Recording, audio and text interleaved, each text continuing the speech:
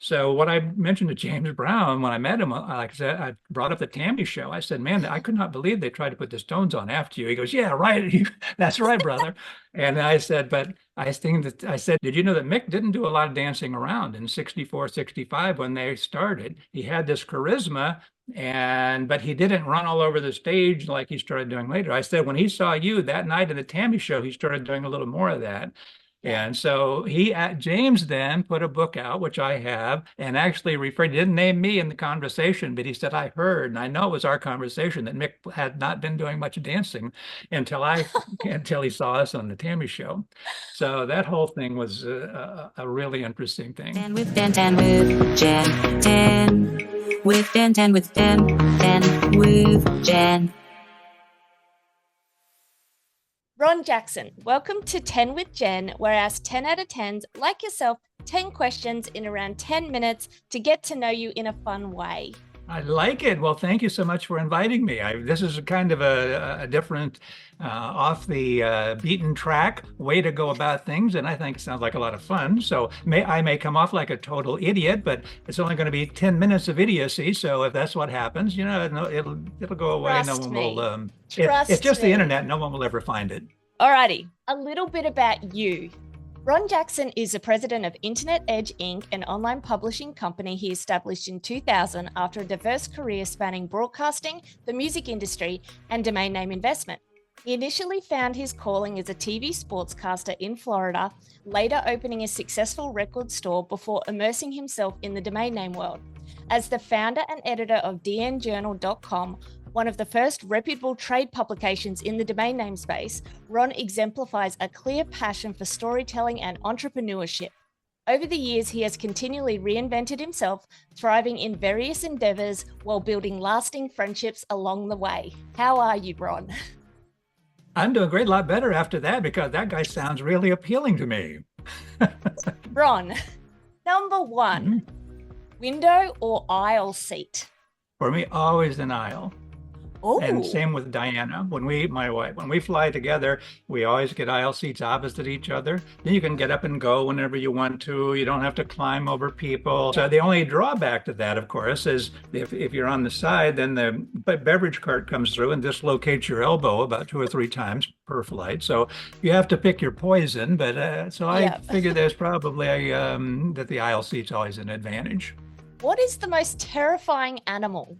I had this thing where I just love chimpanzees. I always considered them so lovable and they would be your best friend forever. And then I don't know if there was a television show on Netflix recently, and I'd heard news about these incidents in the past where Yeah. these people had done exactly that, gotten a chimpanzee, raised them as if it was a child in their home, and they were fine until at some point, 3 or 4 years in, even though they've grown up with these people in their house, they will rip your face off in some cases. Over your 20-year career as a sports broadcaster, you covered 6 Super Bowls and crossed paths with your childhood icons, including Mickey Mantle, Muhammad Ali, and Kareem Abdul-Jabbar. Looking back, what's the most unforgettable moment or encounter that left the biggest mark on you? Well, I think probably Muhammad Ali. He was such a world figure that transcended sports. And when the time when I saw him, I was a broadcaster in Tampa, and he came to Tampa. Was just at the beginning of the disease that he had in his latter years that affected his speech, and but he still was there. You could look in his eyes. He always had this twinkle in his eyes, and everybody wanted a photograph with him. So anyhow, he's so receptive to it. But I do the thing everybody does, and you give him that look and he squares off with you.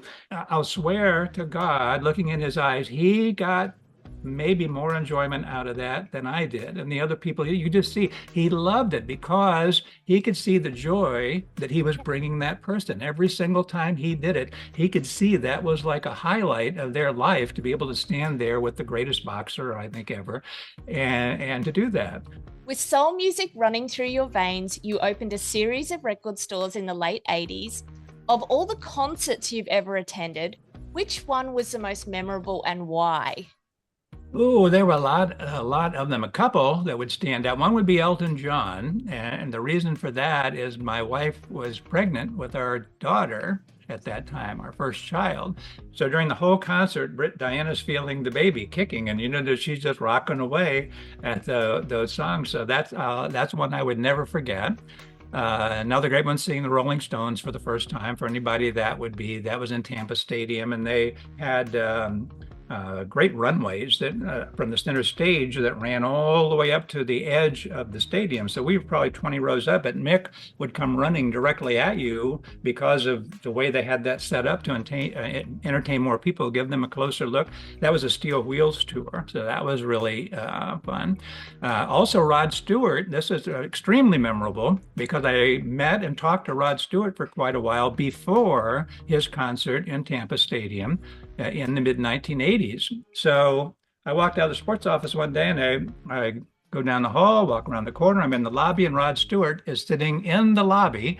And he was always one of my favorites too, because I love soul music, and Rod's all about R&B. That's where all of his roots were.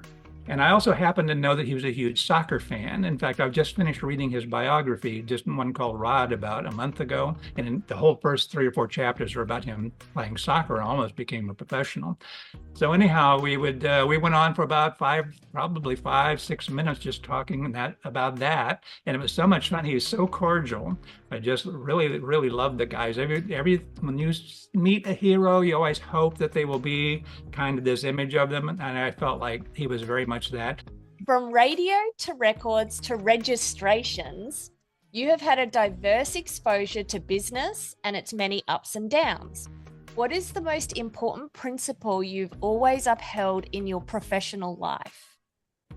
Well, I think you have to be honest. If you tell one lie, even if it's a little lie, particularly if you're in my business where you're this is my journalistic training. I mean, today a lot of that's gone by the board, but the way that I was brought up, that was so critical. You can't play favorites, and honesty above all, because if you're caught in one little lie, you can destroy your credibility and anything else you have to say. Today it's just wholesale lies everywhere, all over the place.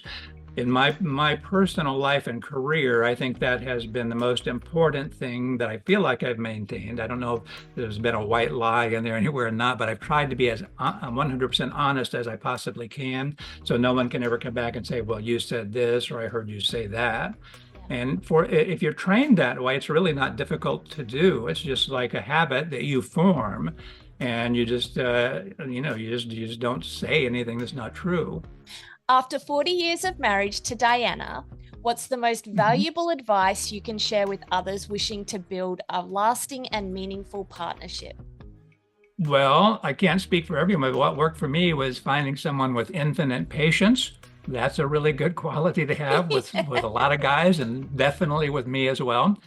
As mild-mannered as I come across, I can get really wound up about a particular thing, like a dog with a bone, not want to let that issue go, not with her, but could be anything, that's then just going on and on and on.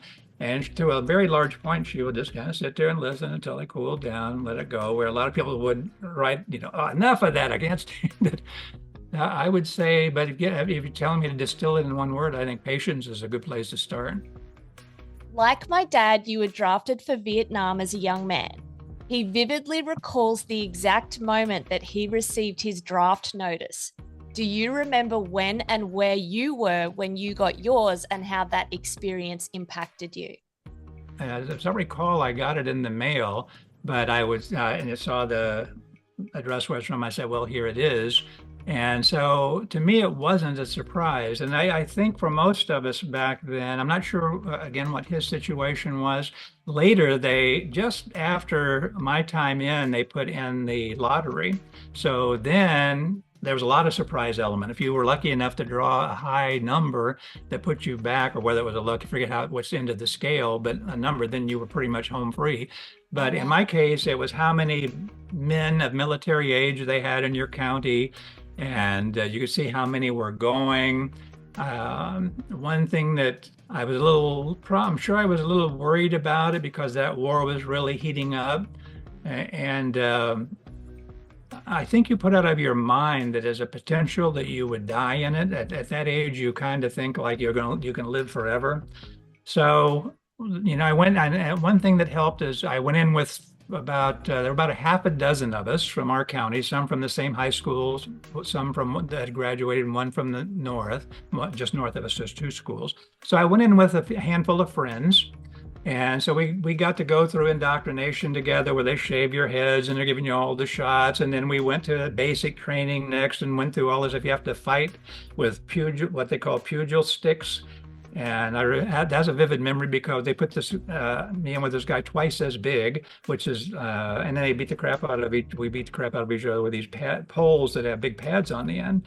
But that was memorable. And then they put you in a gas chamber where you have to put a gas mask on, and they put this tear gas off, and then you have to take the mask off so you know what it's like if you don't have the mask on. So you tear up from all of that. So it was an experience that I don't regret going through it all.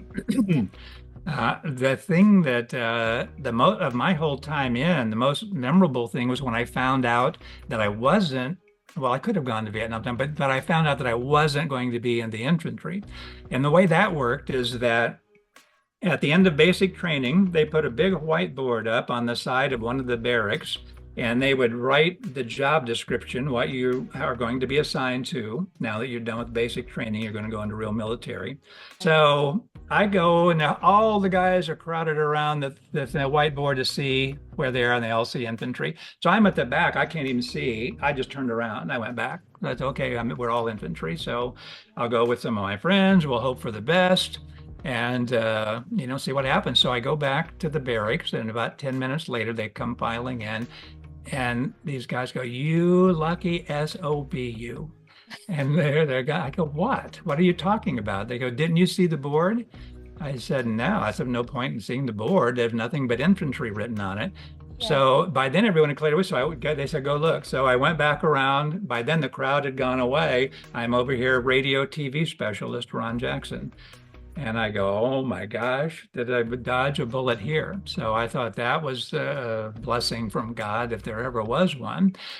Oh, wow. So that's my memory of it. And again, it's after I came back home, I worked briefly for the station I was drafted from. I had to leave that station when I was drafted, but they left the job open for me. So I went back to work there for a while. And while I was there, my best friend that I grew up with from the time we were 5 joined the Marines, which is the worst place to be in combat because they were frontline. He stepped on a landmine in Vietnam and was killed, which was a disaster for everyone in our small hometown. So that's the most memorable thing to me about that whole war, which ended up being two of the best pieces of advice I ever got is if you're going to be a broadcaster, don't talk about politics or religion. And so I won't veer off into that. And the reason for that, and why that's something I've always abided by, is it does not matter what you say, you're going to piss off half of your audience. And it doesn't matter. So if why do that? Just let that be a personal issue for people to, to handle on their own. What is a dream that you have let go of? There's never been an overwhelming dream to do a certain thing. When I was a kid, I always envisioned being a professional athlete, and most all the kids did. But my dream was to be able to go through life, making a living, doing something that I love to do, whatever that might be. And one thing about that, I said, regardless of the finances. And I lived through very lean times and then some much better times. But what I found that if you can do what you love to do, odds are you're going to do it much better than anyone else because you're so passionate about it. And if you do anything better than anyone else, there's going to be a demand for your services in whatever that field may be. So I found as I gained experience in those 3 fields I was in that I did better the further that I went along, because people who hired me before I went into business for myself could see I was passionate about whatever I was doing. I love coming in and doing the job every day. Pineapple on pizza, yes or no? On pizza? Separately, great, love on- them both, but on pizza, yeah, no, on pizza. No, it's not that I would hate it, but I would say no. I'm kind of like a pepperoni and mushroom guy on pizza is Okay. what I like, and extra cheese. Okay. So this is our last question. Okay. Oh, darn.